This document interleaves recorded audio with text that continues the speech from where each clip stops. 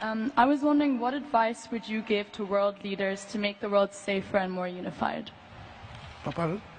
I was wondering what advice you would give to world leaders to make the world more safe and unified. Oh, thank you. It's a very interesting question. I didn't have ready-made answer, but I think the leaders should discuss, talk, and find a solution. That's it. Thank you. This side, please. On my right.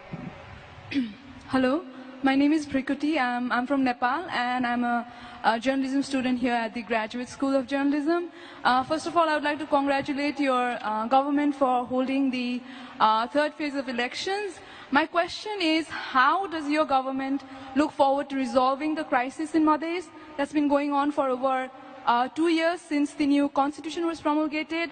And also, since you talked a lot about good governance, how do you defend the largest cabinet that you have right now in Nepal, Nepal politics?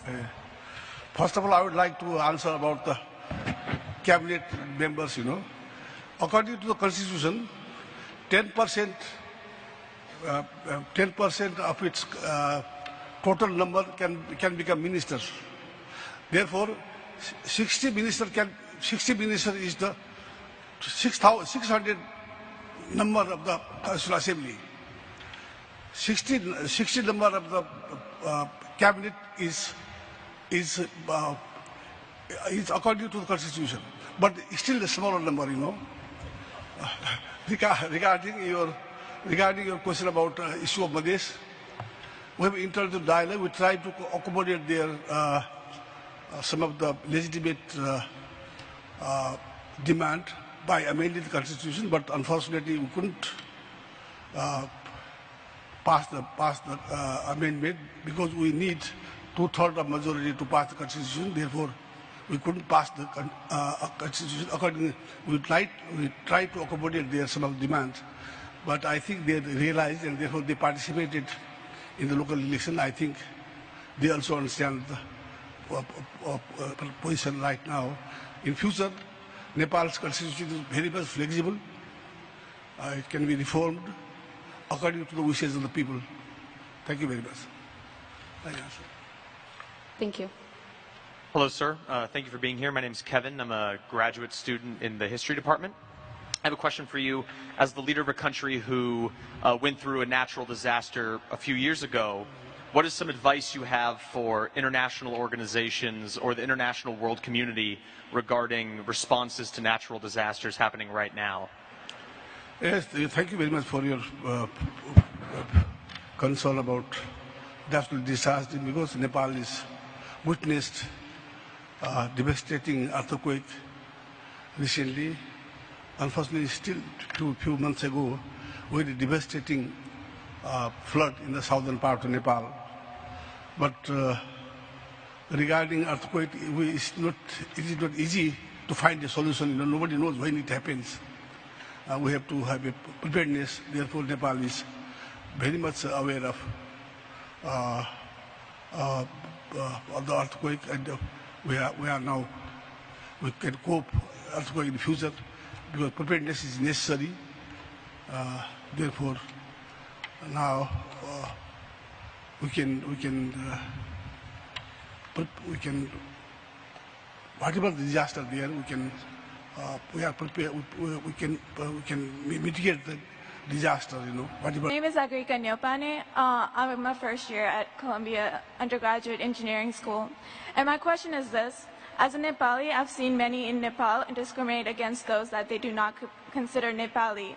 How do you plan to change the societal attitude and promote the idea that all people in Nepal are Nepali, not just people of specific backgrounds? There is no. I don't think there is any discrimination among Nepalese. No. Specifically towards Madhesis, people in Nepal, I think, do not completely accept that people of all backgrounds are Nepali. No, they are the legitimate citizens. They have sovereign citizens. Yes. We don't have such. Yes, there are some problems, but we have to resolve these problems. Still, we have untouchability, unfortunately, in some areas. Still there are some caste system is there, but we have to eradicate this kind of things. But it might take time. There may be awareness